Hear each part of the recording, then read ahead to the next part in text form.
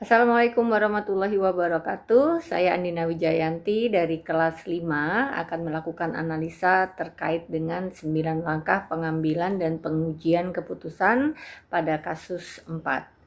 Yang pertama yaitu apa saja nilai-nilai yang saling bertentangan dalam kasus 4?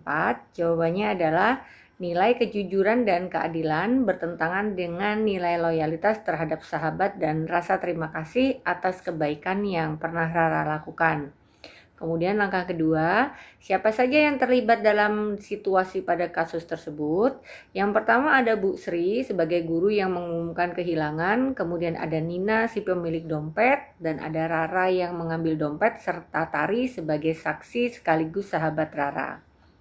Langkah yang ketiga adalah fakta-fakta apa saja yang relevan dengan situasi pada kasus 4. Yang pertama, Rara menemukan dompet di perpustakaan dan menyimpannya di tas. Kemudian Tari melihat langsung kejadian tersebut.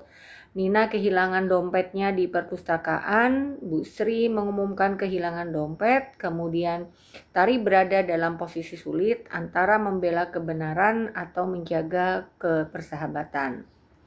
Langkah yang keempat adalah pengujian benar atau salah, yang mana yang bisa dilakukan. Yang pertama, pengujian benar atau salah yang bisa dilakukan adalah tes legal, yaitu mengambil barang yang bukan milik sendiri adalah salah karena termasuk pada tindak pencurian. Kemudian, tes regulasi sekolah, peraturan sekolah pasti melarang mengambil barang temuan tanpa melapor. Yang ketiga adalah tes publikasi. Jika perbuatan Rara diketahui umum, maka Rara akan dianggap salah. Dan yang keempat adalah tes hati nurani, di mana Tari merasa ragu dan tidak nyaman, menandakan ada yang salah. Kemudian langkah yang kelima adalah pengujian paradigma benar lawan benar, yang mana bisa dilakukan. Pengujian untuk paradigma benar lawan benar adalah kebenaran versus kesetiaan, di mana menegakkan kebenaran atau menjaga loyalitas pada sahabat. Kemudian keadilan versus kasih sayang, memberikan keadilan kepada Nina atau berbelas kasih kepada Rara agar tidak malu. Langkah keenam adalah prinsip resolusi mana yang bisa dilakukan. Yang pertama adalah prinsip berbasis hasil, di mana mengutamakan keputusan yang memberikan manfaat lebih besar, yaitu mengembalikan dompet kepada pemiliknya.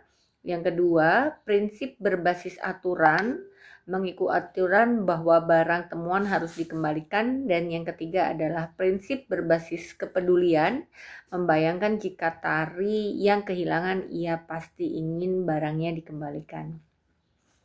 Kemudian langkah 7, adakah opsi lain yang lebih kreatif, adil, dan bijak yang bisa dilakukan?